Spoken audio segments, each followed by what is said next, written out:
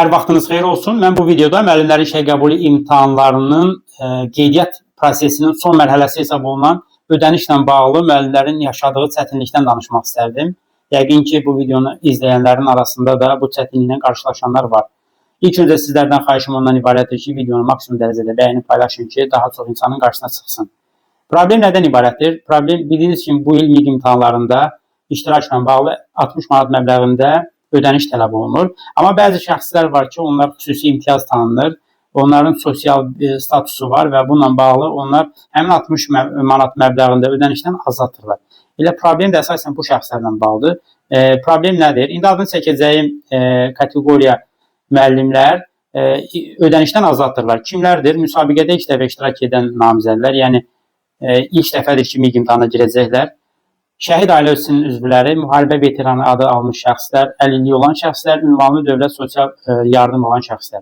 Problem ondan ibarətdir ki, vətəndaşlar həqiqətən də bu qrupa aid olsalar da, bəzi vətəndaşlarımızın məlumatları ünvanlı dövlət sosial müdafiə nazirliyi tərəfindən Elm və Təhsil Nazirliyinin portalına inteqrasiya olunmayıb. Yəni bilirsiniz ki, hər şey indi bütün proseslər MyGov üzərindən həyata keçirilir. Vətəndaş MyGov-a daxil olur və ümid edir ki, məsəl üçün müharibə veteranı adı almış şəxsdir, ümid edir ki, 60 manatdan azaddır. Amma onun bəzi məlumatları sistem üzərindən inteqrasiya olmadığı üçün vətəndaşın şəxsi kabinetində 60 manat ödənişi etmək tələb olunur.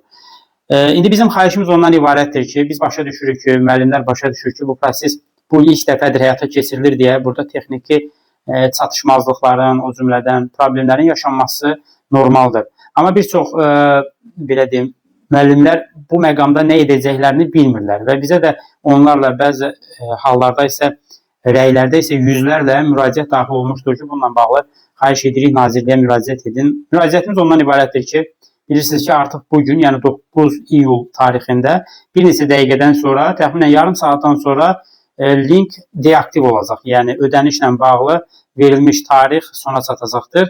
Hesab edirəm ki, bu tarix uzadılsa və eyni zamanda problem yaşayan namizədlərə əlavə dəstək xidməti göstərilsə, biz müəllimlər də məmnun qalardıq. Elm və Təhsil Nazirliyinə, o cümlədən MÜDDAya buradan müraciət edib xahiş etmək istəyirik ki, bu məsələ ilə bağlı müəllimlərin müraciətlərinə vaxtında, zamanında cavab verilsin.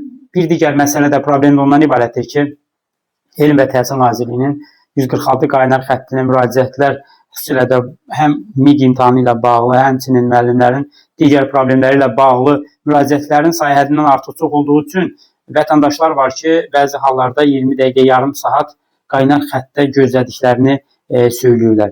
Və nazirlikdən xahişimiz odur ki, biz başa düşürük ki, mən özüm orada çalışmışam bir müddət, yəni qaynar xəttdə oturmuşam və bilirəm ki, orada müraciətlər həddindən artıq çox olur.